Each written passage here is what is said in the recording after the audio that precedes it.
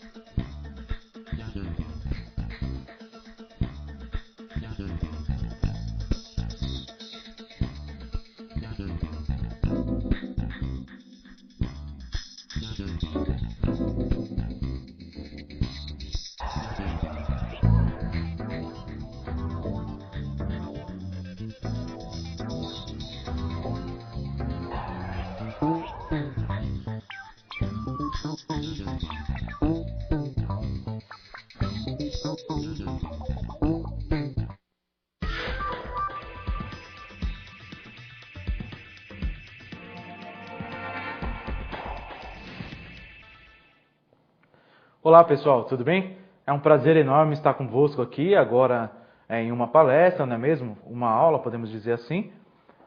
Estivemos juntos, né? O semestre, o ano todo, aliás, né? Vocês que estão no segundo período, o pessoal do quarto período um tempo a mais. E agora é um prazer muito grande estar convosco para trabalhar um tema tão importante na atualidade. Espero que tenham gostado da junção dos períodos, né? Segundo e quarto período hoje. É inevitável que eu dê algumas orientações básicas até a fim de tranquilizá-los nessa noite. As digitações de notas estão quase no fim, com certeza até quinta-feira terminaremos, né, todas as digitações. No segundo período falta apenas uma correção de portfólio, que é a atividade complementar, e no quarto período também apenas uma correção de portfólio, não é?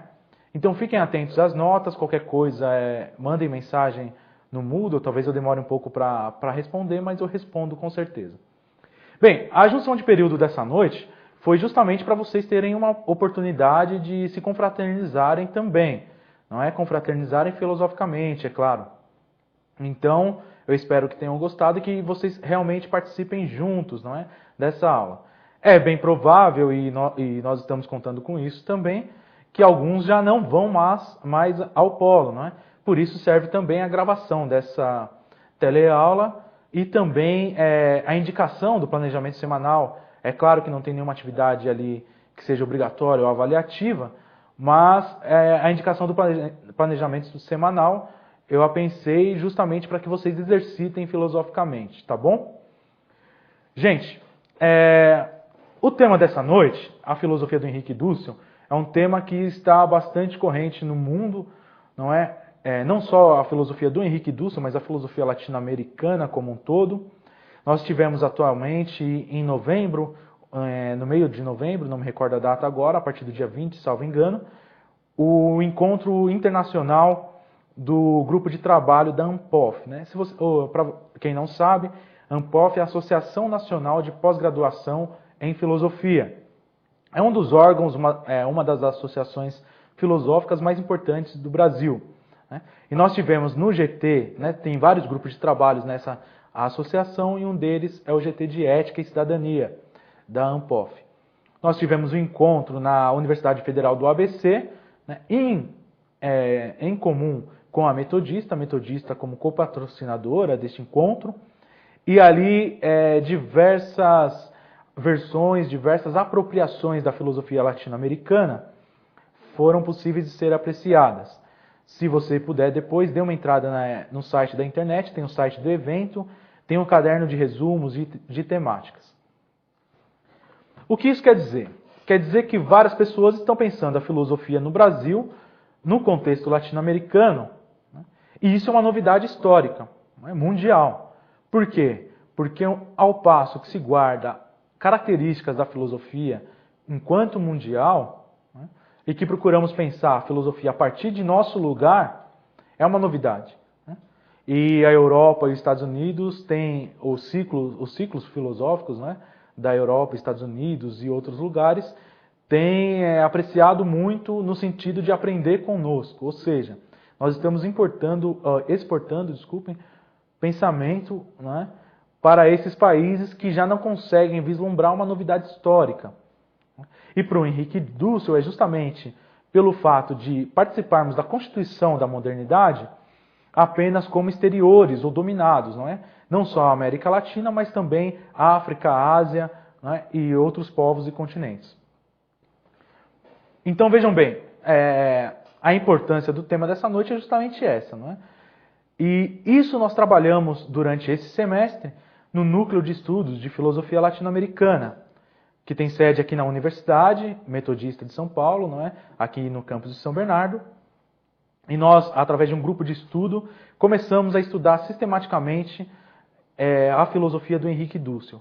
Portanto, essa noite é justamente uma panorâmica do que nós fizemos esse semestre para incluir vocês também do EAD nessa discussão.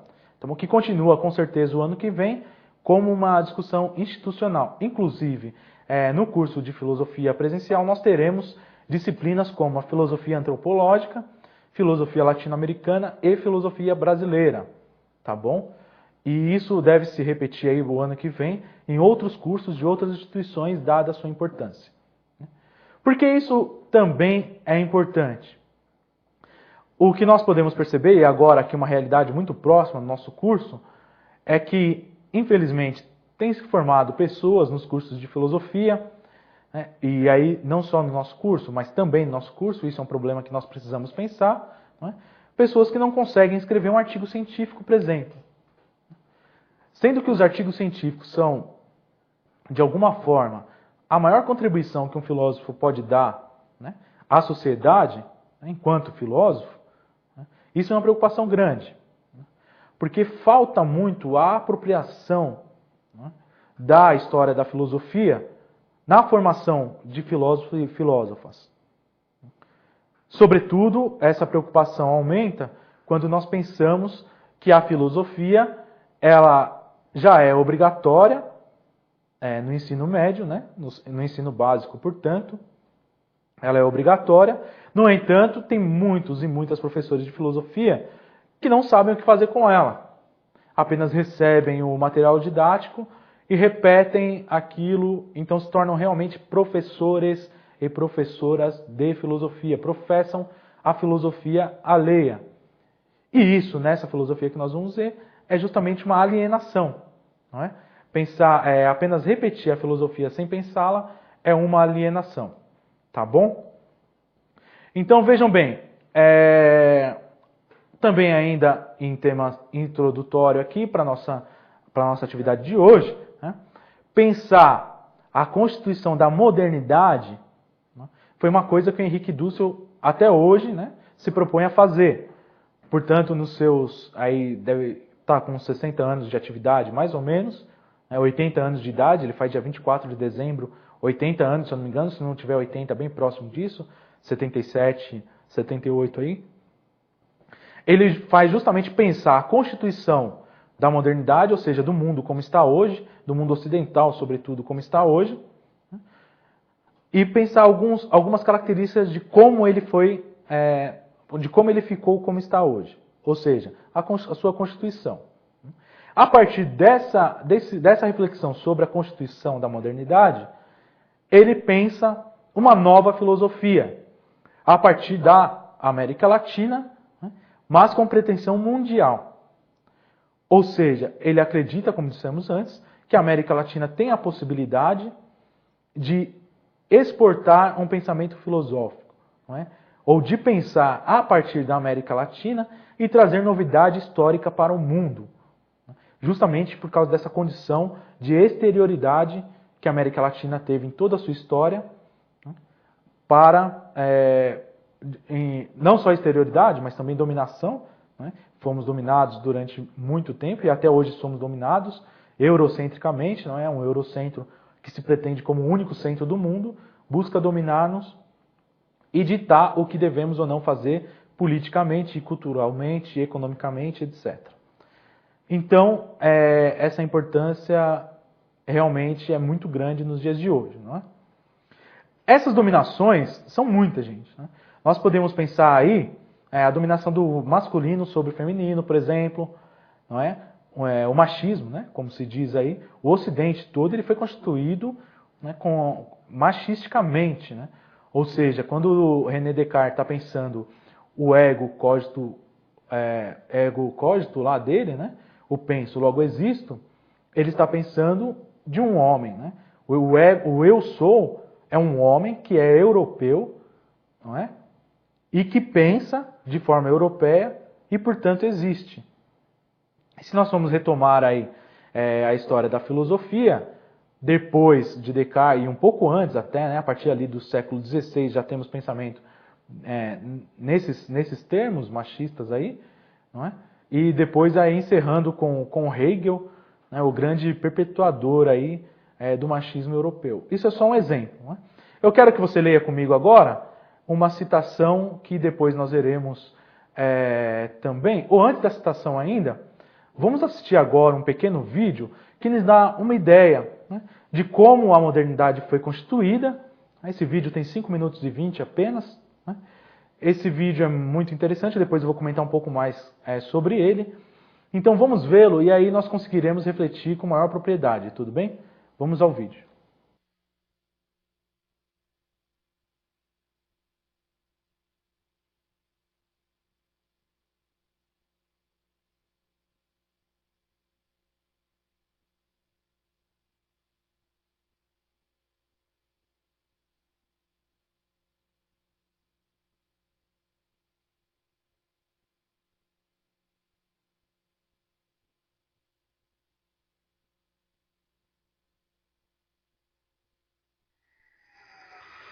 Deadly riots over the government's plan to avoid defaulting on its loans.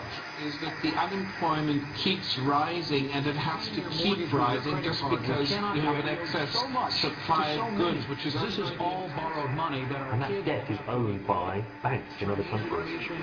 Still over the last in the form of a convenience filter cigarette that delivers the taste and 45 malt liquor. Are you hot? Quite some time ago, by a second in America, is sponsoring. I first learned it from my grandmother. Now, my grandmother was a wonderful person. She taught me how to play the game Monopoly. She understood that the name of the game is to acquire. She would accumulate everything she could, and eventually she became the master of the board. And then she would always say the same thing to me. She'd look at me and she'd say, "One day, you'll learn to play the game." One summer, I played Monopoly almost every day, all day long. And that summer, I learned to play the game. I came to understand the only way to win is to make a total commitment to acquisition. I came to understand that money and possessions, that's the way that you keep score. And by the end of that summer, I was more ruthless than my grandmother. I was ready to bend the rules if I had to win that game. And I sat down with her to play that fall. I took everything she had. I watched her give her last dollar and quit in utter defeat. And then she had one more thing to teach me. Then she said, "Now it all goes back in the box. All those houses and hotels. all the railroads and utility companies, all that property and all that wonderful money. Now it all goes back in the box. None of it was really yours. You got all heated up about it for a while. But it was around a long time before you sat down at the board. And it will be here after you're gone. Players come, players go. Houses and cars, titles and clothes, even your body. Because the fact is that everything I clutch and consume and hoard is going to go back in the box, and I'm going to lose it all. So you have to ask yourself, when you finally get the ultimate promotion, when you've made the ultimate purchase, when you buy the ultimate home, when you have stored up financial security and climbed the ladder of success to the highest rung you can possibly climb it, and the thrill wears off, and it will wear off, then what? How far do you have to walk down that road before you see where it leads? Surely you understand, it'll never be enough. So you have to ask yourself the question, what matters?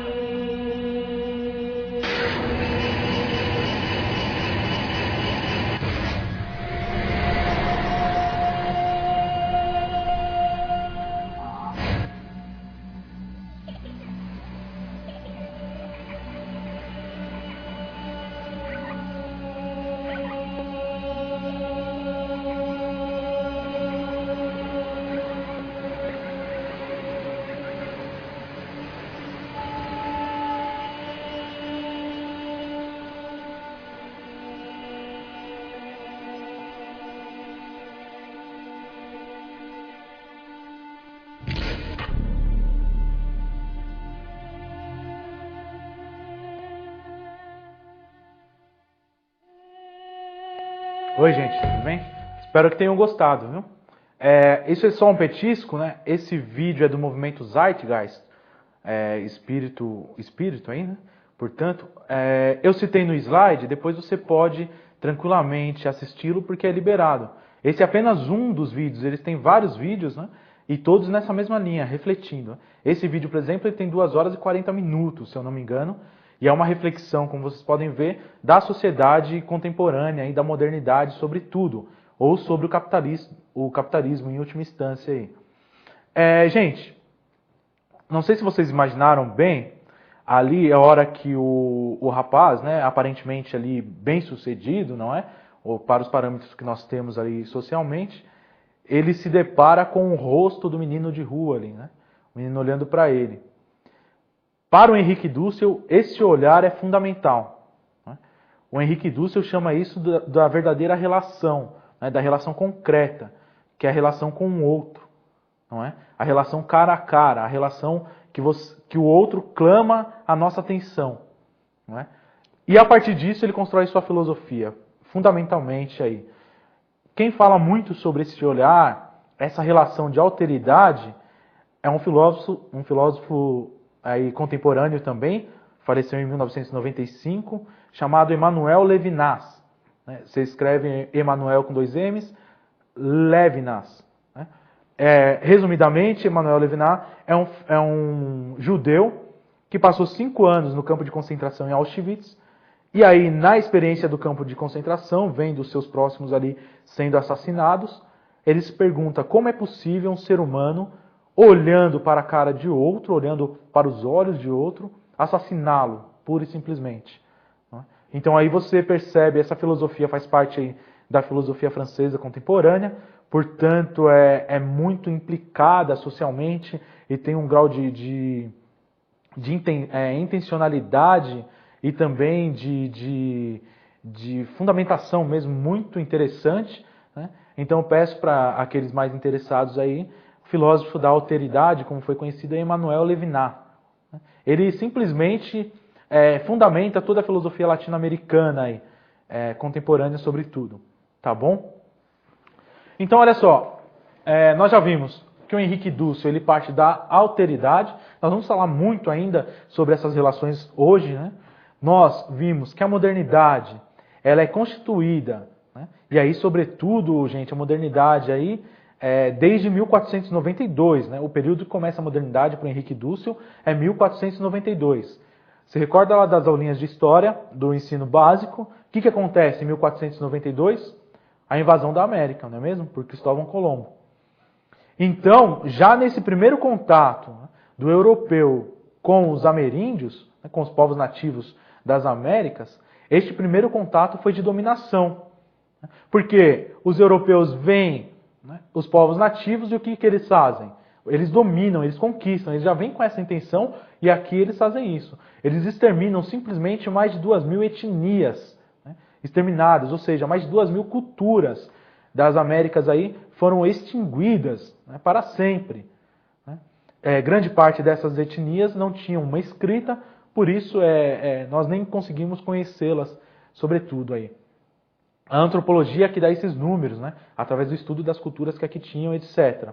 Se você procurar, por exemplo, relatos da invasão espanhola, você encontra alguns. Né? Bartolomé de las Casas, um grande fundamentador também para a filosofia latino-americana, além dele também o Inca Garcilaso de la Vega. Você também encontra vários textos dele. Agora, na dominação, na ocupação portuguesa do Brasil, você encontra apenas 3 relatos escritos, e esses 3 relatos são de europeus. É interessante isso, é interessante e catastrófico. Por quê? Porque nós pouco conhecemos o nosso passado, né, antes dos europeus chegarem aqui.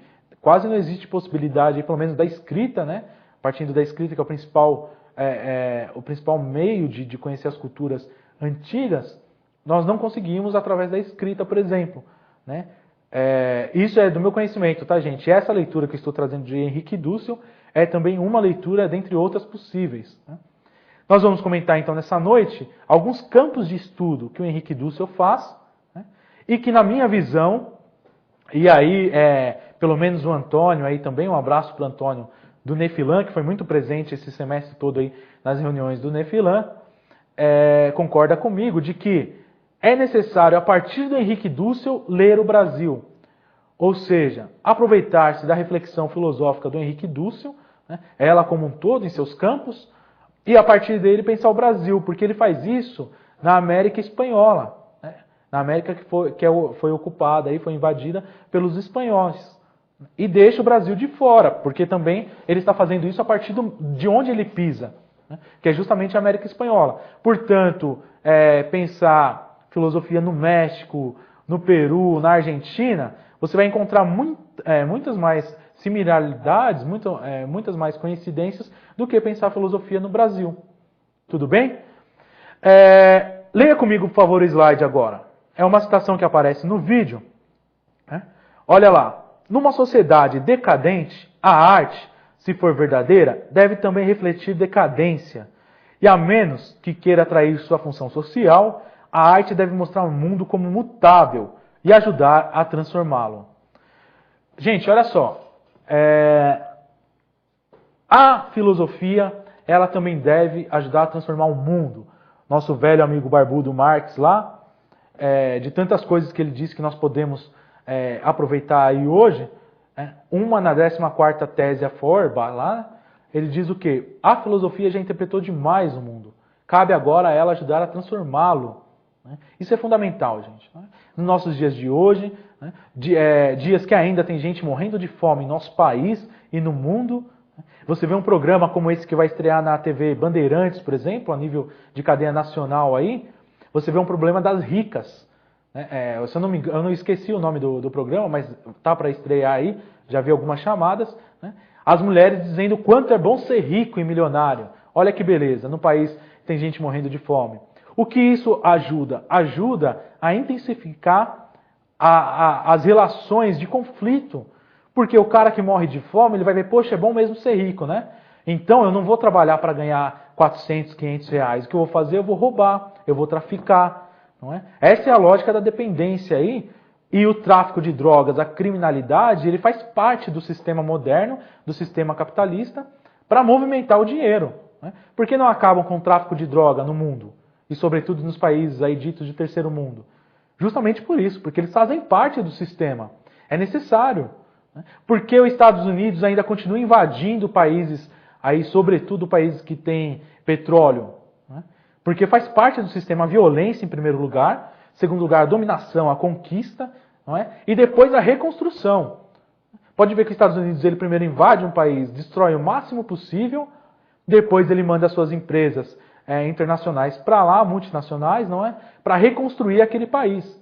Faz parte do sistema isso, gente. É a lógica moderna, a de conquista. Né? O Henrique Dussel chama isso de ego conquiro. Não é? Veio antes ainda do ego cogito cartesiano. Não é? É a vontade de conquistar, o eu conquisto, eu posso, pela força, não é? Então quem tem força, quem tem mais força, consegue dominar. Tudo bem? Gente, nós vamos agora fazer um breve intervalo para que a gente possa pensar nessa primeira introdução aí. E eu quero que você leia comigo agora esse slide para que a gente possa refletir no intervalo. Vamos lá? Porque muitas vezes dizem que a filosofia é muito abstrata, coisa de maluco, viagem, comparando-a com qualquer discurso subjetivo, opinião ou igualando-a a filosofias de vida. Já já a gente volta. Até já.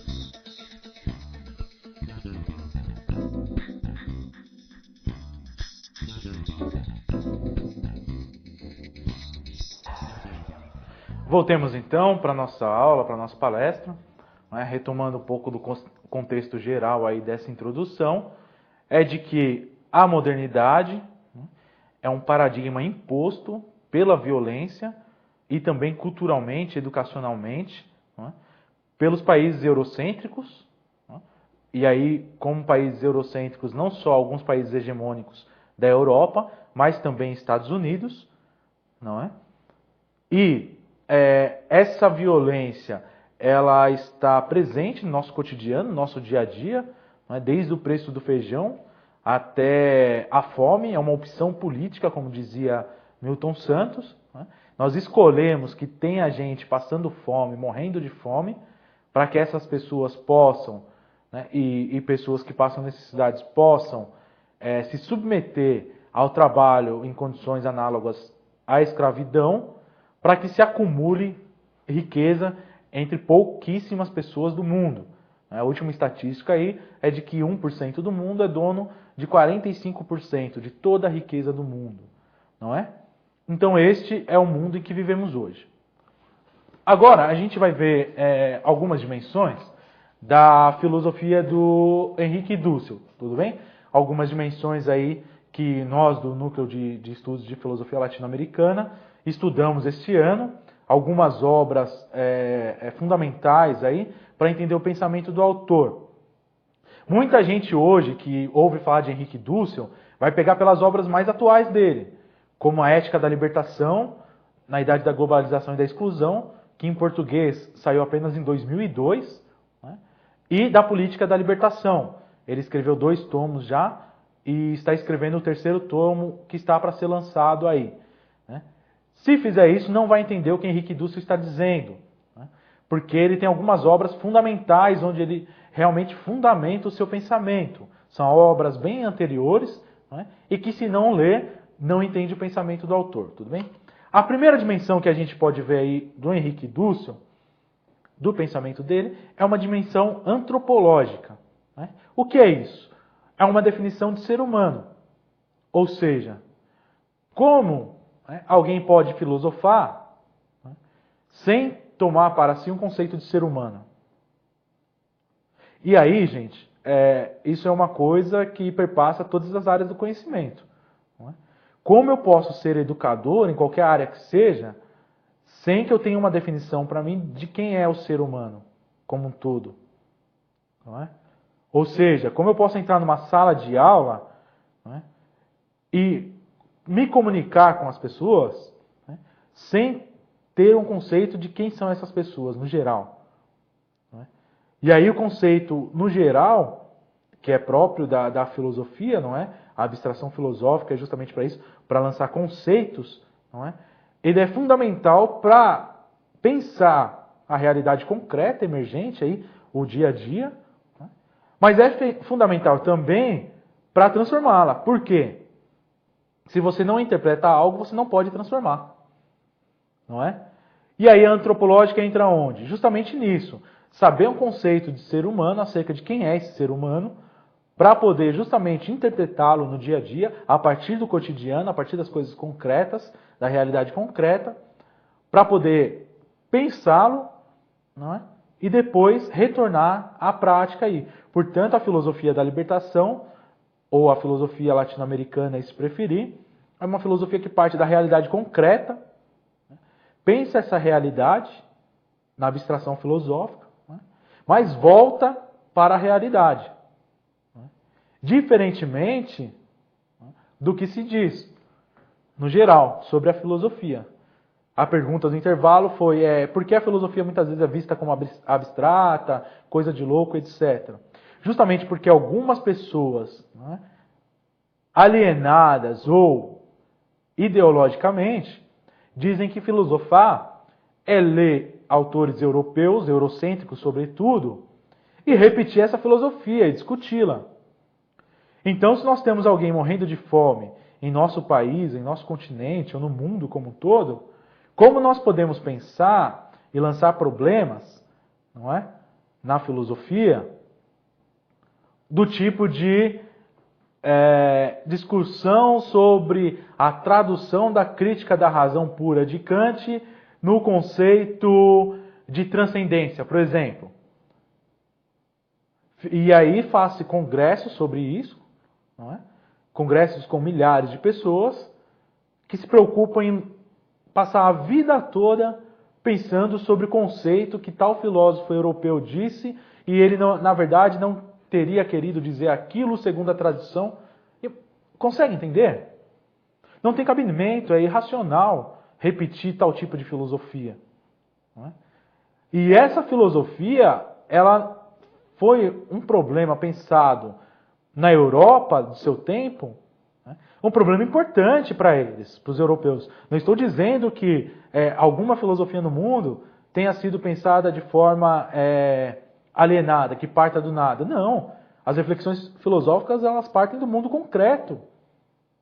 E aí, como que nós, latino-americanos, não só latino-americanos, mas outros continentes, né, na própria Ásia, né, na África, ainda hoje, pode simplesmente ler e repetir a filosofia europeia, por exemplo, problemas europeus pensados de acordo com uma realidade concreta europeia e pensar os problemas deles ao invés dos nossos. Né? E aí a antropológica vem, sobretudo, localizar. Não é? E aí um filósofo brasileiro, ele tem que ter um conceito de ser humano brasileiro. Quem é o ser humano do Brasil? De onde eu vivo? Da realidade concreta. Tudo bem? E lembre-se, não só a filosofia, mas também outros campos do conhecimento, aí como um todo. Tá bom? Algumas obras aí, leia comigo aqui no slide, algumas obras fundamentais desse ramo do conhecimento aí, no pensamento do Henrique Dussel, são essas. Você pode clicar na obra depois, no slide que já está no ambiente, e você tem acesso à obra integral ali. Por isso que ela está meio esquisitinha assim, como link, e com seu nome original, que é para você, clicando nela, você já vai ter acesso à obra integral, tudo bem? Essa primeira, Lições de Introdução à Filosofia, de Antropologia Filosófica, o Dussel fala justamente, pode continuar olhando para o slide, tá bom? O Dussel fala justamente que a introdução à filosofia verdadeira é a antropologia filosófica. Né? Então ele põe a antropologia filosófica como introdução à filosofia. A segunda obra, o Humanismo Semita, aí, ele pensa justamente sobre uma antropológica de quem é o ser humano no contexto semita. Né? Semita, para quem não sabe, ali são os povos orientais, ali, mesopotâmios e hebreus sobretudo. Né? O humanismo helênico, né? Os gregos ali sobretudo. E essa obra, a última obra, foi a que a gente estudou esse semestre aqui no Nefilã. O dualismo na antropologia da cristandade. Tudo bem? Olha para mim de novo. E aí, quais são algumas conclusões? Né? Gente, lembre-se que eu estou fazendo uma panorâmica no pensamento do Dussel. Né? Em nenhum campo aqui eu vou me aprofundar. Portanto, eu vou dar algumas ideias gerais para despertar o seu interesse para ler essa filosofia, tá bom? Algumas conclusões aí, gerais da antropológica. A primeira delas, como eu já adiantei na introdução, é que nós somos seres humanos álteros. O que é isso? Da alteridade. Lembra de Emmanuel Levinas? O que quer dizer ser áltero? Quer dizer que todo ser humano, né, homem e mulher, são seres distintos entre eles. A modernidade, qual que é a antropologia da modernidade? É a subjetividade individualista. Né? Não é isso que o Dussel está falando com alteridade. Ele está falando que todo ser humano é diferente, distinto. E se o ser humano é diferente, nós não podemos conceituá-lo concretamente. Nós não temos o poder de compreender. Veja, se você procurar no dicionário o significado dessa palavra compreender, né, com dois E's aí, é justamente de prender dentro de uma totalidade ali, né? E reconhecer aquilo, e conhecer aquilo. Né? Não existe essa possibilidade para o ser humano. Porque o ser humano é áltero, distinto. Cada pessoa é uma pessoa que foi constituída a partir de experiências muito específicas e, portanto, não pode ser conhecida. Perceba que esse conceito ele põe abaixo muita psicologia por aí. Né? Grande parte das escolas psicológicas aí vão por água abaixo. Aquelas dinâmicas de grupo que você faz para adentrar em alguma empresa, o serzinho lá, psicólogo, nada contra os psicólogos, gente, pelo amor de Deus, né? Mas contra alguns ramos da psicologia, né? Uma tal de psicologia comportamental, por exemplo, que através do comportamento da pessoa, ela tem a certeza que consegue compreender as características dessa pessoa. Né? Ou seja, em uma conversa, em uma seleção para um emprego, o ser ali tem a certeza que ele sabe quem é você em algumas características. Isso é impossível. É impossível. O fato de eu ficar vermelho não quer dizer necessariamente que eu esteja envergonhado, que eu seja introvertido, etc. Tem outros milhões de opções, né, que podem ser pensadas aí. Né? E falando de milhões de opções, o ser áltero é, portanto, um ser infinito em suas possibilidades. E assim, já que nós não podemos compreendê-lo, esse conceito de alteridade, né, ele diz que nós temos, no máximo, né, por analogia, né, uma compreensão constante do ser. Não é? Uma compreensão aí, o termo compreensão aí não é muito apropriado, né? Mas é o que a gente pode ter agora, uma interpretação constante, melhor ainda. Né? Por quê? Imagina, gente, um exemplo muito concreto. Né? Quem é casado aí vai saber muito bem. Né? E quem é casado há muito tempo vai saber mais ainda. Né? Você pode conviver 60, 70, 80 anos com uma pessoa e essa pessoa, você nunca vai dizer que a conhece totalmente. Justamente por conta disso. As pessoas reagem de formas infinitas às situações que lhes são impostas na convivência. Aí, né? Portanto, a alteridade, ela resume também em si a interpretação análoga, aí, portanto, a interpretação, a analogia justamente eu comparar a minha experiência com a do outro, no entanto, eu sei que é distinta, não é? E aí também o respeito à corporalidade do outro. Não é? Quando eu disse do olhar, lembra do Zeitgeist lá, essa introdução que nós tínhamos? O olhar do outro, ele clama, não é? A minha responsabilidade sobre ele. E quem é esse outro, sobretudo, para Henrique Dussel? É aquele que mais precisa, mais necessita. Não é? É o menino de rua, não é? Os que estão em situação de drogadição. Quem mais? Os pobres, miseráveis. Quem é o outro do professor? É o discente, que está numa relação assimétrica, não é? Então, o que seria fazer, né, esse curso de filosofia aqui, respeitando a corporalidade do discente, respeitando a alteridade de vocês, no geral? É justamente buscar maneiras de interação e que você possa ter sua alteridade respeitada. Isso em todas as situações, na ética. Nós vamos ver alguns outros campos aí, isso vai ficar mais claro, tudo bem? Antropológica, portanto, não tem distinção entre corpo e alma. Isso o Dussel traz lá do humanismo semita. Não tem distinção de corpo e alma. Respeitar a alteridade é respeitar o ser humano enquanto infinitamente diferente de qualquer outra coisa que se possa pensar, não compreensível e ainda fazer a justiça é justamente respeitar essa corporalidade, essa alteridade. Tá bom?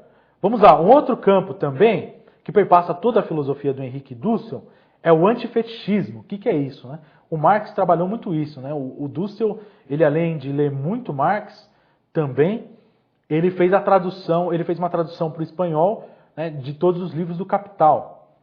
Então ele tem um domínio aí muito grande da filosofia marxiana, sobretudo aí do Marx, né?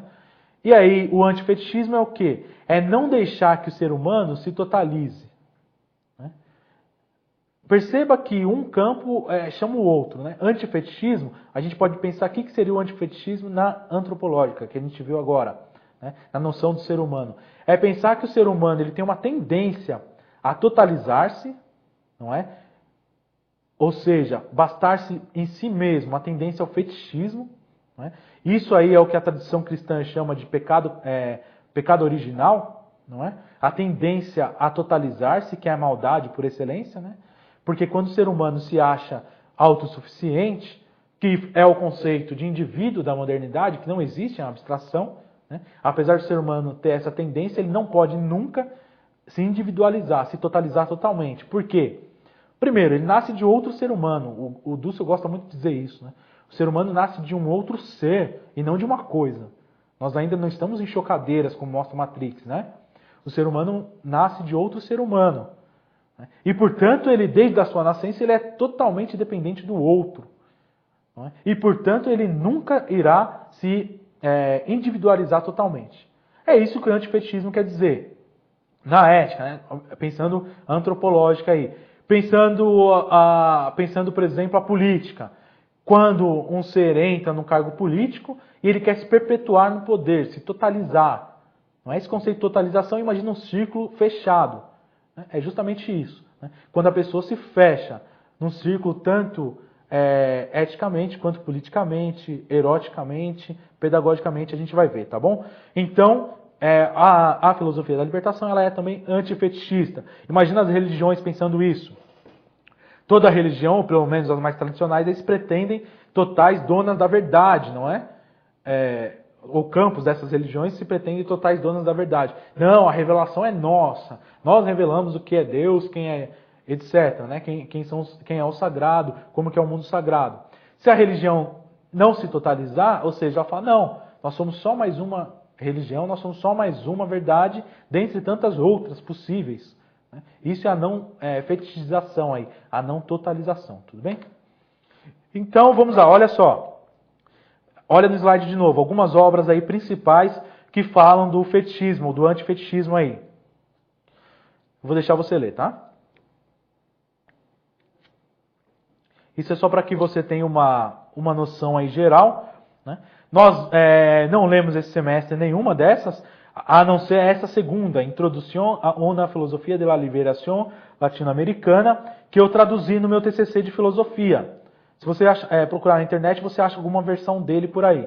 Ainda pretendo publicar, a professora Roseli Fishman, minha atual orientadora do mestrado, disse que vai tentar publicar também essa tradução, né? Por isso eu não estou disponibilizando aí por enquanto, tá bom? Mas essa introdução, você clicando nela, você tem acesso totalmente. É uma conferência aí do Dussel, são 12 conferências, se eu não me engano, ou 7 conferências, se eu não me engano, que é uma introdução perfeita ao pensamento dele, né? Ele me confirmou isso ano passado, quando ele esteve aqui na Metodista, tá bom? Olha para mim de novo. Uma outra questão que perpassa toda a filosofia latino-americana do Henrique Dussel é a ética. Né? E aí, de novo, perceba, a ética não se desfaz, não se descola da antropológica, né, da noção de ser humano, e nem do antifetichismo, né? Porque as duas posturas são éticas também. O que é essa ética, sobretudo? É a ética da vida. Não é? É a ética de garantir a vida digna para todos, ou para uma maioria em uma sociedade. Tudo bem? Qual é a ética moderna? Garantir a vida digna para poucos em detrimento de muitos. Não é?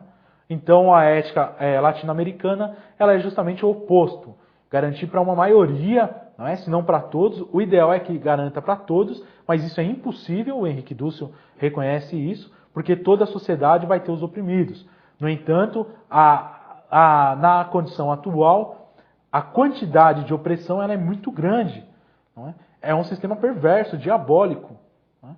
Que diabólico aí no sentido estrito da palavra, depois você procura também o que quer dizer diabo, o que quer dizer diabólico aí, é uma categoria filosófica aí também, tá? Então, a ética latino-americana ela prevê uma vida digna para todos. E aí sim, na Ética da Libertação aí, que é a obra conclusa do Henrique Dussel sobre ética, que é essa que eu citei de 2002, Ética da Libertação na Idade da Globalização e da Exclusão.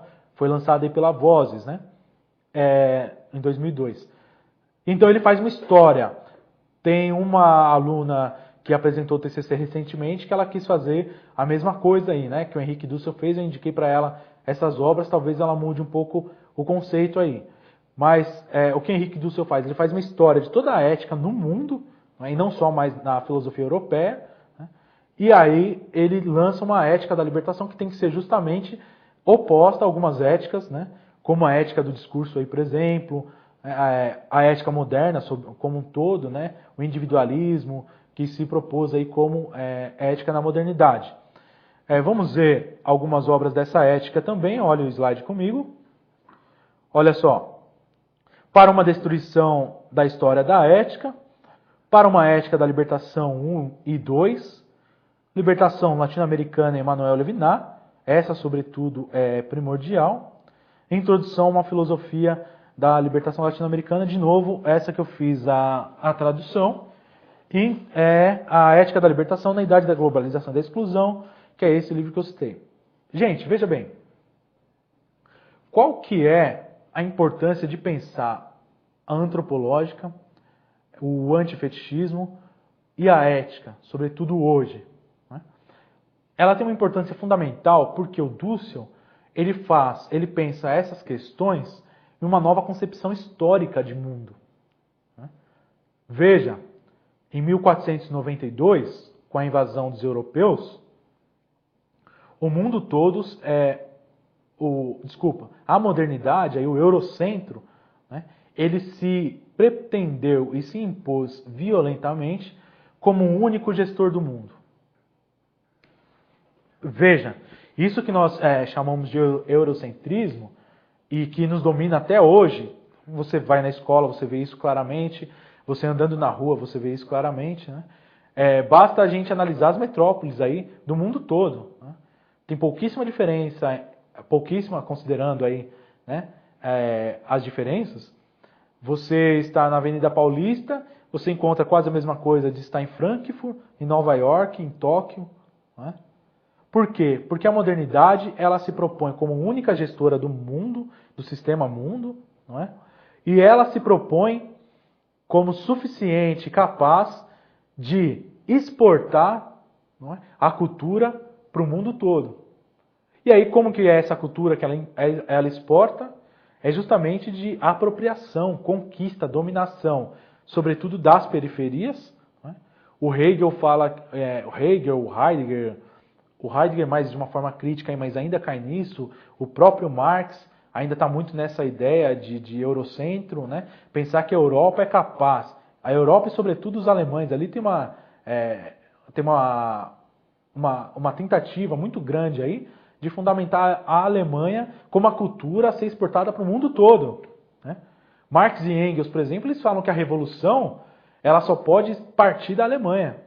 Né? E ela fala, operário, e aí eles falam lá em um dado momento, Engels e Marx, falam, operários do mundo, não nos atrapalhem, porque vocês só vão poder se libertar depois que nós nos libertarmos aqui. Porque daí nós vamos descobrir o caminho e aí a gente fala para vocês, porque vocês não têm capacidade de descobrir isso sozinhos. O Hegel fala que a África, por exemplo, ela não tem um pensamento, ela não é uma sociedade civilizada e ela nunca será. Imagina que é um alemão, lá do seu gabinete filosófico, dizer que um continente todo de milhões de pessoas não tem história, né, não tem nenhuma importância histórica e nunca terá. Eles servem só para serem explorados mesmo, etc. Que eles não têm autossuficiência e nunca terão. Eles não têm um pensamento e nunca pensarão. Imagina o que é isso, gente. Até hoje, né? Um Habermas, por exemplo, que ainda está vivo aí, amigo de Henrique Dussel, né? E o Dussel aponta isso com muita propriedade. Até hoje, um Habermas fala que o desenvolvimento histórico ele é justamente a Idade Antiga ali, e a Idade Antiga pensada na Grécia ali, né? A Idade Medieval, olha o termo, medieval. O próprio nome é equívoco, porque medieval que está no meio. Né? Então, antiga, medieval e moderna, o fim da história. Ou seja, o espírito de Hegel ali, né, ele fez com que se preparasse pela Grécia Antiga, ali, pelo mundo antigo, que tivesse esse conflito ali, né, dialético ali, na Idade Média, medieval, para desaguar justamente na modernidade, gestores do mundo, salvadores da história humana. Essa consciência histórica é o que a gente aprende na escola, ainda hoje, na educação básica. Hoje mudou um pouco mais, né? Mas ainda hoje é isso que a gente aprende na escola do mundo todo. Salvo aí em Cuba, com certeza não, em China não, Hoje, Venezuela, Equador, Bolívia, não mais. Né? No Brasil ainda é. E já que a gente está falando do nosso lugar aqui, vamos privilegiar aqui. Então isso que a gente aprende na escola ainda hoje, essa concepção histórica. Né? Então o Dussel ele faz uma nova hipótese histórica, uma nova leitura da história. Né? E as obras principais que ele faz isso, leia lá comigo.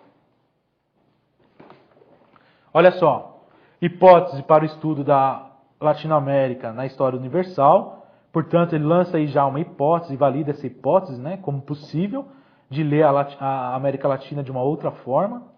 Introdução a uma filosofia da libertação latina. De novo, gente, esse livro está em todas porque justamente ele é um livro central aí de introdução, tudo bem? E o último livro aí, muito gostoso de ser lido, a professora Suzy Pisa, aqui da universidade, adora ele, é O Encobrimento do Outro. Veja, esse nome ele é muito profético, né? O encobrimento do outro. Por quê? Em 1492 o que acontece? Justamente isso. O europeu chega aqui nas Américas, né? E ele chegando aqui, ele justamente encobre o outro, ele não se dá conta de que existe um outro aqui diferente do europeu, portanto, ele domina. E veja bem, alguns falam, isso não é proposital. Não é proposital, caramba. Porque a partir dessa época, em toda a Europa ali, efervescem algumas... O Ricardo, não vou lembrar o número lá agora, mas o rei ali, Ricardo não sei o que lá, ele pede vários congressos para pensar se a legitimidade da conquista dos ameríndios é legítima ou não. Se os ameríndios são seres humanos ou não. E é óbvio que as conclusões finais são o quê? Eles são seres humanos de segunda categoria, portanto a gente pode dominar. E aí o Papa da época fala o quê? Espanha e Portugal, vocês têm o direito eternamente, né, para sempre, de dominar esses povos, porque eles são seres humanos de segunda categoria. E até hoje, os Estados Unidos, sobretudo, e a Europa, eles agem assim. O que são as convenções econômicas aí? Não é? Que o Eurocentro diz, vocês podem crescer, mas só até aqui. Daqui para frente, não. É justamente essa concepção histórica. Tudo bem? Além, então, da antropológica, o antifetichismo, a ética e a histórica, a filosofia latino-americana tem um método específico. Henrique Dussel fez um método de pensar filosoficamente. Ele diz que desde Platão a Heidegger, né, e aí você pode estender isso até hoje a Habermas, né, o que prevalece é o quê? A dialética. Só que essa dialética ontológica, como chama Henrique Dussel, ela é dominadora, ela é da conquista, é isso que a gente está falando. Né? Se você pega um Aristóteles lá, ele simplesmente fala que a escravidão é natural. Né? Existem seres realmente não favorecidos aí pela história e, portanto, é legítima a escravidão. Né? Os mais fortes têm que se impor mesmo. E aí a gente vê todo o desdobramento aí medieval, todo o desdobramento na modernidade, até chegar aí num Habermas hoje ainda que fala, ainda de alguma forma, né, ele ainda perpetua isso. O Dussel fala, não, espera aí. Se filosofar dialeticamente é isso, então nós não somos mais dialéticos. Né? Ou, né, melhor ainda dizendo, o Henrique Dussel ele faz o quê? Ele fala que existe um momento da dialética que não foi pensada, sobretudo da dialética marxista. Né? E qual é esse momento? É o analético, que vem antes, né? O que está de fora, o que vem de fora, exterior. E o que é isso? É justamente respeitar a alteridade. Então a dialética não é só tese, antítese e síntese, mas ela parte da alteridade, da analética, né? A parte de fora, e aí, respeitando o outro, a partir do outro, se faz a dialética. Tudo bem? Isso vai ficar mais claro, um pouco mais claro depois, quando a gente for tratar de cada campo, mas eu quero que você leia comigo antes do intervalo aí, algumas obras específicas que o Dussel trabalha esse método da filosofia da libertação. Vamos ler? Então olha lá, de novo essa introdução à filosofia da libertação latino-americana, filosofia da libertação e o método para uma filosofia da libertação.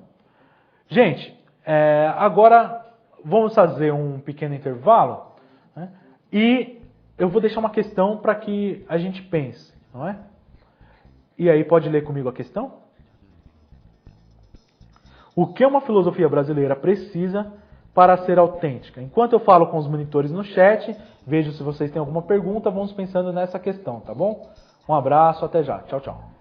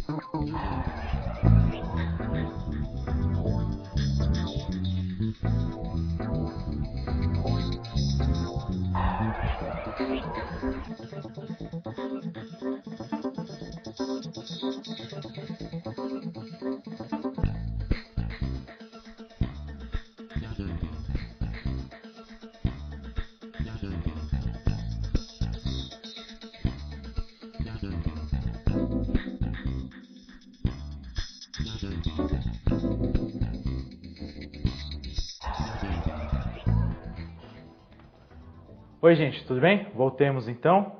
Tem algumas questões aqui no chat com os monitores. Eu gostaria de apreciá-las agora.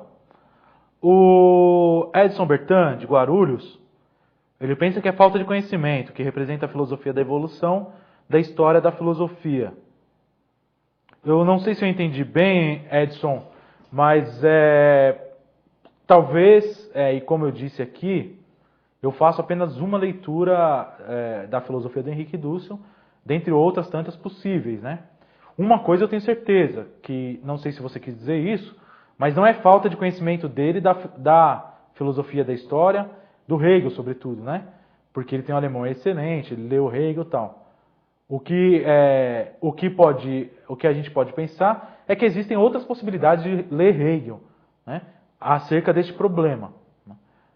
Contudo, não dá para dizer que o Hegel, por exemplo, não diz que a África nunca será civilizada, porque Hegel diz isso claramente, né? Não dá para dizer que Hegel não diz que só é possível filosofar em alemão, porque ele diz isso claramente, né? Então, eu concordo que existem outras possibilidades tantas de ler Hegel, né? Mas não dá para dizer que ele não disse isso, tudo bem? Porque ele disse. E isso tem uma implicação ética, política, né, cultural, educacional. Então, concordo, existem outras possibilidades em Hegel? Existe, mas não dá para dizer que ele não disse isso, tudo bem? Resumindo aí. Uma outra questão aqui, deixa eu ver. Muito obrigado pelas monitoras Maria Érica e Eleanor do segundo período, sempre muito presentes, né? E também a monitora Andréa, sempre muito presente. A Jéssica passou aqui pelo chat, mas não ficou. A Geisa também passou pelo chat, não ficou. A Kelly também não. Obrigado aí pelos monitores aí, que sempre são bem cúmplices da gente, sobretudo essas, né? Que permanecem sempre com a gente aí.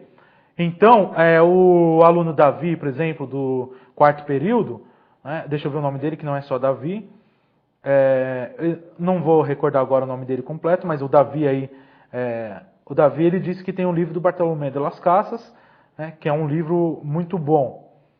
Uma outra questão também, que apareceu, da Eleanor, ela disse que a aula está muito interessante, a Eleanor de Londrina aí, né? Pena que os alunos não vieram, então...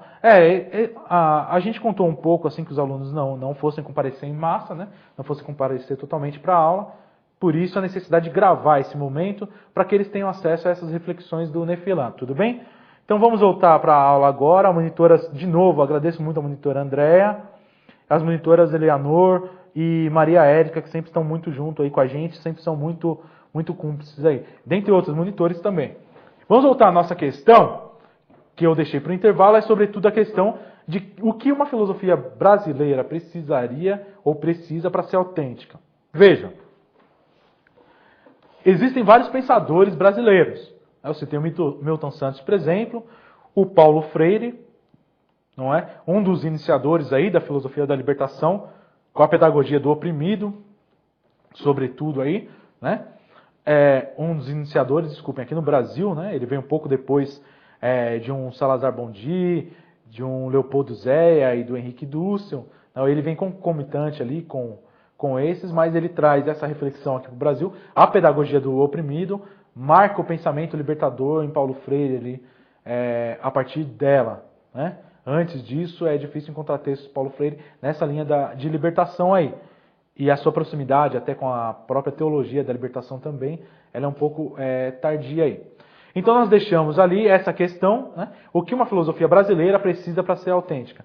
Perceba que nós estamos falando de filosofia e não de pensamento num contexto geral. O Milton Santos é um geógrafo, por exemplo, um grande intelectual e pensador brasileiro, mas não é filósofo, no sentido estrito aí de que a gente está falando aqui. Ele não faz um pensamento filosófico. No entanto, eu penso que a filosofia deva beber muito na fonte ali da geografia do Milton Santos, e dentre outros tantos pensadores. Nós temos aí vários filósofos brasileiros aí, ainda hoje, que apenas repetem filosofia europeia e pensam os problemas europeus. Nessa perspectiva filosófica de libertação, esses pensadores ou são ideólogos ou são alienados. Porque não pensam os problemas aí a partir do lugar onde estão, a partir do Brasil. Pensam outros problemas, ou seja, pensar filosoficamente a partir do abstrato, a partir do que não pertence, a partir de problemas que não são nossos, aí, portanto, não são autênticos, nessa perspectiva. O que seria necessário para a filosofia, uma filosofia autêntica brasileira, aí, é justamente isso. Em primeiro lugar, pensar questões a partir do nosso lugar. Pensar questões brasileiras. E se me permitem ainda, no Facebook eu tenho um colega lá que fala de uma filosofia nordestina. Perfeito, gente. É isso. Porque dentro do contexto nacional, o Brasil é um país continental aí, de proporções continentais, nós temos várias e diversas realidades dentro do país. Pensar autenticamente é pensar a partir do seu lugar. E, portanto, é pensar problemas desde o mais concreto. Eu penso um problema educacional a partir da sala de aula que eu dou aula. A partir do curso onde eu estou. Agora, se eu começar pensando a partir de outro lugar, esse pensamento não é autêntico, da forma que nós estamos falando aqui. Para ter uma ideia maior dessa autenticidade da filosofia latino-americana, além do Dussel, dessas obras que nós estamos evidenciando e mostrando aqui, que nós estamos indicando, não é? Tem uma reflexão muito interessante entre o Salazar Bundi e o Leopoldo Zé, que é justamente isso. Existe um pensamento, uma filosofia latino-americana? Essa é uma questão primordial, a se começar a pensar. Então, uma filosofia autêntica brasileira, ela tem que ser, além de pensar coisas do seu chão, do seu lugar, ela tem aí, nessa perspectiva de filosofia da libertação, que ser antifetichista, como nós dissemos até agora. Ela tem que pensar uma antropologia própria, e aí Darcy Ribeiro pode nos ajudar muito, o grande antropólogo brasileiro aí. O Dussel também se utiliza muito do pensamento de Darcy Ribeiro, para algumas questões que ele vai falar sobre o Brasil, que são poucas, aliás, porque o Dussel, por ser argentino e estar no México aí há muito tempo, ele pensa questões da América hispânica, como eu disse já. Então nós temos que pensar questões brasileiras, autenticamente nós só vamos pensá-las se nós tivermos uma antropologia, uma teoria, uma filosofia antropológica aí brasileira, portanto, quem é o brasileiro, quem é o povo brasileiro? E se preferir aí, quem é o povo nordestino, quem é o povo paulista, não é? Um outro campo que pode ajudar muito, e aí eu indico a vocês, nós iríamos fazer aí, este ano ainda, um evento com o CEM, Centro de Estudos Migratórios de São Paulo, aí em específico, mas existe esse organismo no Brasil todo, que está muito ligado à pastoral do migrante, e à congregação dos religiosos carlistas, escalabrinianos, é uma congregação católica, que tem como perspectiva o pensamento migratório, tem como perspectiva pensar o fenômeno migratório. O que isso tem a ver com filosofia? Ora, é impossível eu pensar uma antropologia brasileira sem pensar a migração. É impossível pensar uma antropologia dos paulistanos sem pensar a migração. Ainda hoje, que é muito grande, a migração talvez seja um dos fenômenos humanos que mais representa características da humanidade. Sempre foi, e hoje, sobretudo, muito. Então, para a autenticidade da filosofia, pensar uma antropológica específica. Você tem que ter um ponto de partida, uma introdução à filosofia a partir da antropologia. Além da antropológica, um antifetichismo. esse antifetichismo ele é primordial, sobretudo numa filosofia da religião aí. Né? Pensar a religião, por exemplo, a partir dessa perspectiva antifetichista, né? Que é ética também, é antropológica, né? Pensar religiões que não se totalizem, né? Pensar que as religiões possam dialogar entre si, né? Propondo uma nova concepção aí religiosa, de espiritualidade aí do ser humano, e aí a partir do lugar onde você está. Isso é fundamental, gente. Nós temos no Brasil, a última vez que eu vi estudo, cerca de 35 mil religiões cristãs. 35 mil religiões, não estou falando igreja. No Brasil, 35 mil religiões cristãs. Ou seja, como pode, a partir de um único cara, né, você ter 35 mil interpretações diferentes sobre o que ele disse? E a maioria dessas se dizem as únicas interpretadoras da fé, do sagrado. Isso é uma Babilônia, gente. É uma torre de Babel aí, se preferir. Então, pensar o antifetichismo, sobretudo na religião, onde a gente sabe que tem um alto grau aí de dominação, né? Sobretudo essa teologia da prosperidade, né? Que associa a prosperidade capitalista à graça de Deus, né? Ou seja, quanto mais você prosperar capitalisticamente, né? Ou seja, quanto mais você tiver posses, mais você é abençoado por Deus. Olha a abstração, gente. Então, o desgraçado lá é culpa dele, é porque ele não tem fé que ele está na desgraça. Essa teologia diz isso claramente, né? E aí nós poderíamos citar aqui muitas igrejas que são adeptas disso, né? Então, Deus te dá posse material, Deus te dá dinheiro. O Max Weber tem uma reflexão sobre isso fundamental para pensar o antifetichismo, gente. Sobretudo no Ocidente, né? A ética protestante é o espírito do capitalismo. Ele justamente mostra isso. Quanto que a ética protestante, ela se apropria, né? E ela fundamenta questões da ética capitalista. Isso é fundamental ser pensado hoje, né?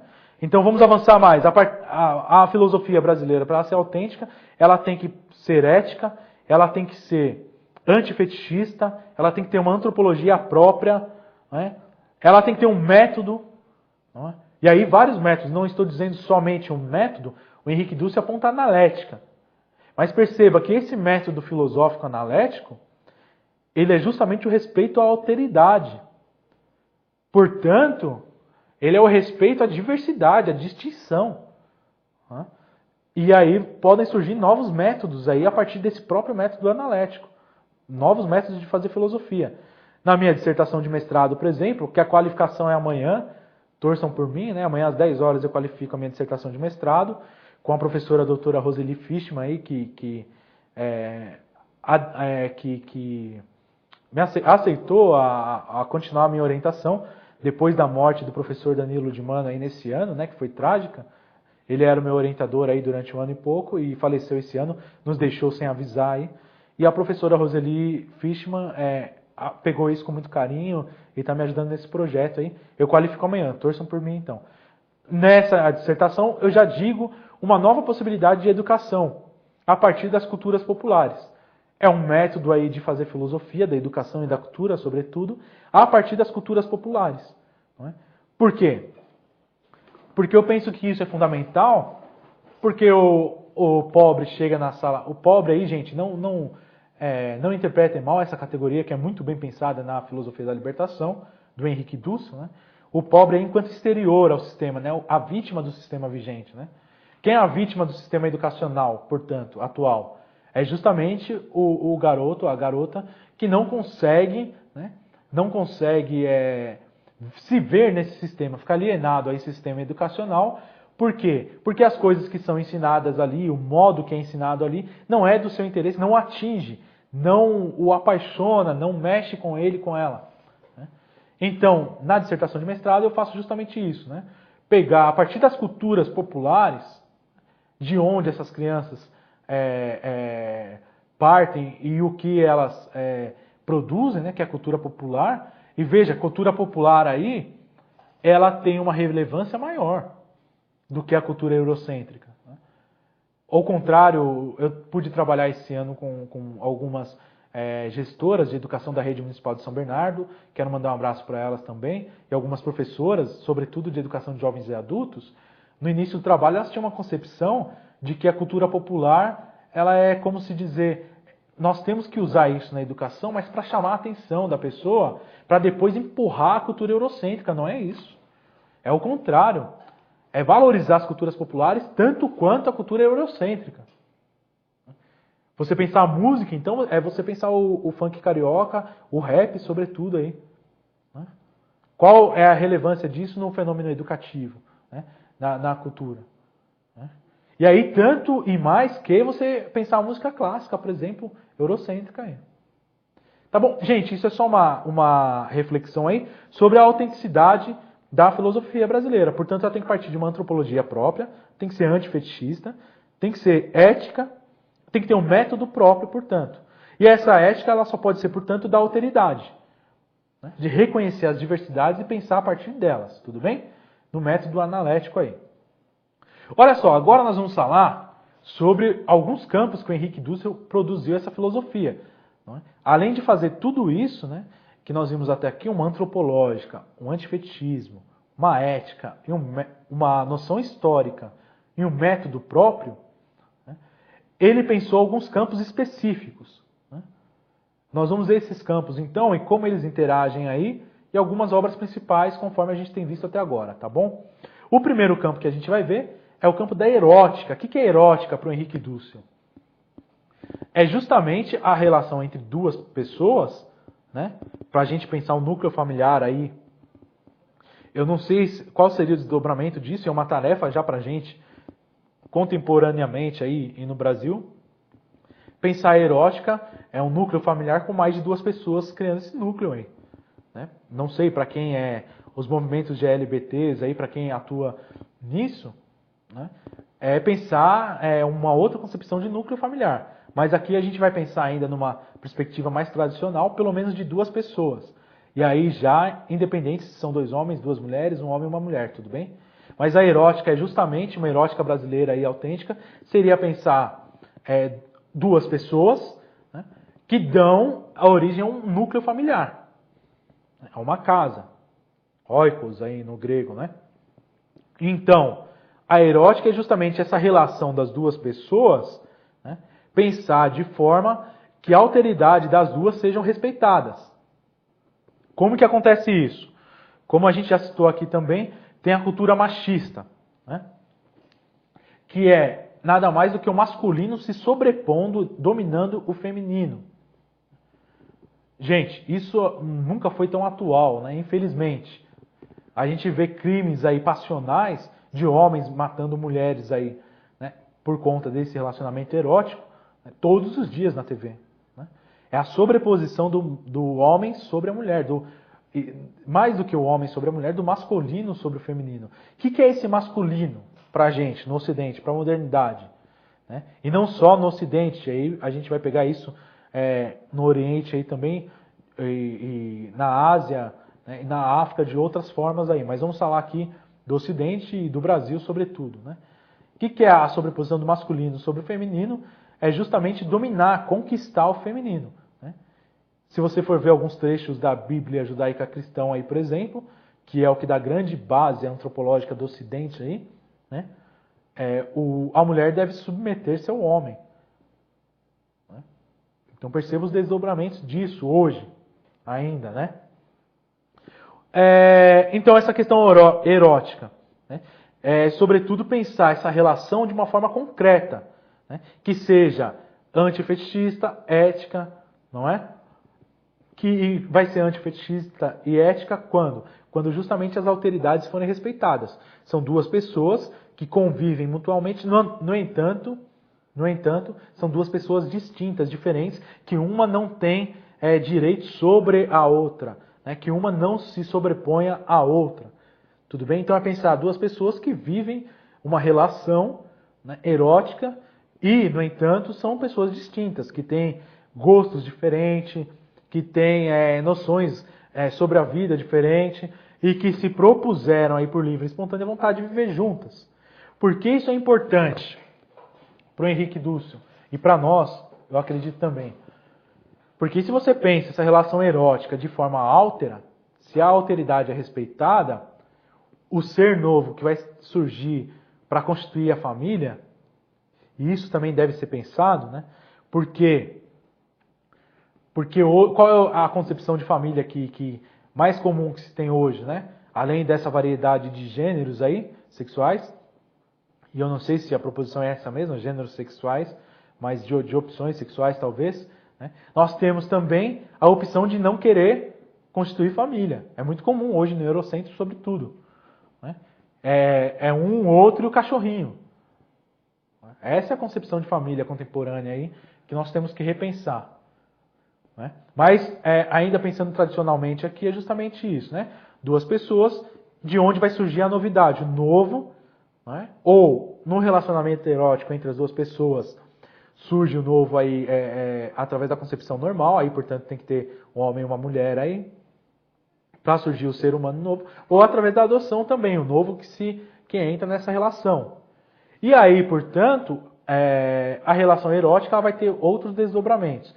Mas essa relação ela é importante porque, a partir do modo que se dá essa relação, se a alteridade não for respeitada nela, não será respeitada na educação desse novo, que a gente vai entrar já já. Vamos ver as obras principais aí do Henrique Dussel sobre a erótica. Olha só, na Filosofia Ética Latino-Americana 3, na Libertação da Mulher e Erótica Latino-Americana, na introdução de novo aí, e na Filosofia da Libertação. Então veja só, se esse ser humano que chega, né, para compor o núcleo familiar, né, se ele deverá ser educado também nesta noção antifetichista, né, ele deve ser educado para não totalizar-se, né, para não adotar o fetichismo como ética própria, e uma ética da alteridade. Ele deve ser educado como diferente.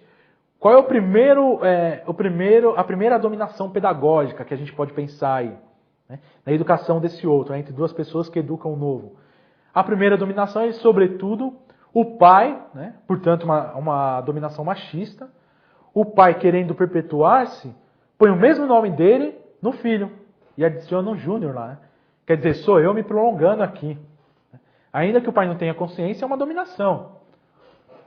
É uma forma de querer... e aí o Dussel bebe muito em Freud, né?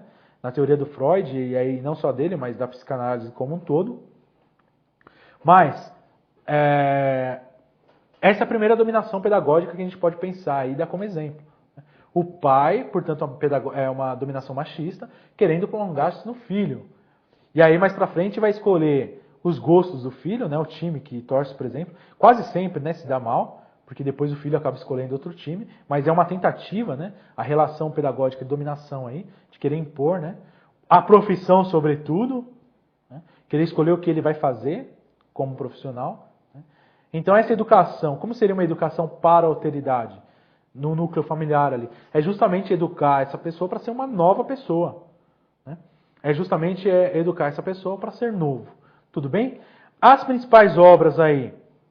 E aí, né, além de uma filosofia da pedagogia, da cultura, da educação e cultura, sobretudo aí, né, porque a pedagógica ela não se dá só na família. Né? Depois esse sujeito vai para a escola, esse sujeito assiste a mídia. Eu fico observando, tem alguns amigos perto que têm filhos e filhas pequenas, a influência da mídia na educação. Né? A educação tem que formar também pedagogos e profissionais de educação para a mídia, né? Para atuar na mídia. Né? Qual a influência que essa mídia dá para essas crianças? Né? Educação. O que a gente tem normalmente como um conceito de educação? Só pedagogia. A pedagogia já não dá conta da educação há muito tempo. Né? A educação não está só na escola. Ela está em vários âmbitos da nossa vida e até morrer. Então o Dussel já pensa a pedagógica nessa perspectiva, e nós devemos pensar também, a meu ver, tudo bem? As principais obras de pedagógica, vamos lá, leia comigo. A Filosofia Ética Latino-Americana, 3, a Pedagógica Latino-Americana, a Introdução, de novo, 8 ensaios sobre cultura latino-americana e libertação, e a Filosofia da Cultura e a Libertação. E por último aí, gente, o campo da política. Que o Dussel vê a política como relação entre irmãos, entre iguais aí, que o sujeito que nasceu ali daquela relação erótica foi educado durante a vida toda. A minha dissertação de mestrado que eu citei, ela está nesse campo da pedagógica, que a gente viu agora. Né? Filosofia da educação e a cultura, em outras palavras. Né? Só que essa filosofia da educação e cultura, ela não pensa a qualidade do ensino ou da aprendizagem, como a gente está acostumado a ver por aí. Porque você pensar a qualidade do ensino, né, de cima para baixo, ou da aprendizagem, o resultado dessa relação de cima para baixo, é dominação. Perceba que o currículo do estado de São Paulo todo, né, não sei dos outros estados, mas do estado de São Paulo sobretudo, ele frequentemente muda o foco. Uma hora está no ensino, outra hora na aprendizagem. Hoje ele está na aprendizagem. Aí o que faz? Vamos verificar a aprendizagem. Aí dá um monte de prova lá para a escola, né, para os alunos, para ver se ele aprendeu aquilo que deveria ter aprendido. Olha a abstração, a dominação pedagógica. Né? Mas depois a gente pode se aprofundar mais sobre isso, tá bom? Por último, a política. Né? O campo político é o campo que o Dussel mais tem se estendido aí. Ele está escrevendo a política, como eu disse, definitiva, aí, ou a política última dele, aí, que são os 3 tomos. Ele faz uma nova história da política no primeiro tomo. O segundo tomo, ele faz uma arquitetônica, que é justamente pensar os padrões políticos da história mundial aí, e pensar possibilidades de não fetichização desses padrões. Né? E agora ele está escrevendo a crítica. Né? Cada tomo desse tem cerca de 600 páginas, para você ter uma ideia. Né? Ele está escrevendo o último, ainda não lançou. Já deve ter terminado de escrever, mas ainda não lançou por nenhuma editora. Reza a lenda, e ele disse aqui, quando ele veio aqui, que tem uma grande possibilidade dele lançar pela Metodista. Portanto, é possível que saia em português esse último tomo. Vamos ver. Né? Mas, esse campo político é justamente pensar essa relação. E aí, qual seria a principal dominação política? A corrupção, né? Que a gente vê aí todos os dias. O que é a corrupção? O político corrupto. Né? É aquele filho da mãe que se acredita dono do poder e que na democracia ele não é, porque democratos aí, né? O dono do poder é o povo. Portanto, ele é só um representante, portanto ele deve, para se libertar dessa totalização aí, o não fetichismo na política seria o quê? Que esses senhores políticos, que nós vemos hoje aí se perpetuando no poder, né, com fetichismo aí, sendo fetichizados no poder, que ele se conceba não como dono do poder, mas como servo. É o político servidor, né, o político obediencial, como diz o Dussel. Né? E aí esse político obediencial, ele vai obedecer à vontade do povo. Ele faz isso como? Ouvindo e estando frequentemente relacionado aos movimentos sociais, como um todo. E o cidadão, como que ele participa ativamente dessa política? Nos movimentos sociais. Não só nos partidos políticos, né? Porque como a gente sabe, os partidos políticos também se corrompem frequentemente, e a gente está assistindo isso muito bem no Brasil, mas também nos movimentos sociais. Então vamos ver as principais obras, gente, dessa política da libertação. Olha lá, Filosofia Ética Latino-Americana 4. Eu apresentei nesse congresso da Metodista um artigo sobre isso, tá? Pode continuar lendo o slide aí, mas eu apresentei sobre essa Filosofia Ética Latino-Americana 4, que é a política da libertação, aí, fundamentos aí básicos da política da libertação. Sem isso, você não consegue ler também satisfatoriamente a política da libertação. Essa é a introdução. Depois, Filosofia da Libertação, Filosofia da Produção, Caderno Tecnológico Histórico, para quem gosta da filosofia da técnica, aí, mão cheia essas duas últimas aí. A Produção Teórica de Marx, aqui está o marxismo, sobretudo a influência do marxismo nele. O Marx Desconhecido, desculpa, um último Marx. E essas outras obras aí, tá bom, gente? Olha aqui para mim de novo, né? Depois eu dou algumas principais referências aí. A gente finaliza por aqui então. Espero ter conseguido mostrar satisfatoriamente aí uma panorâmica aí na filosofia do Henrique Dussel. A gente trabalhou tudo isso esse semestre no Nefilã. O semestre que vem eu não sei se a gente vai continuar com ele, mas de alguma forma a gente vai fazer você participar mais ou ter possibilidade de participação maior nos debates que a gente vai ter aqui no núcleo, tá bom? Um abraço a todos e a todas. Muito obrigado, monitores e monitoras. Aquele abraço mesmo. Obrigado pela fidelidade de vocês aí. Um abração, até mais. Tchau, tchau.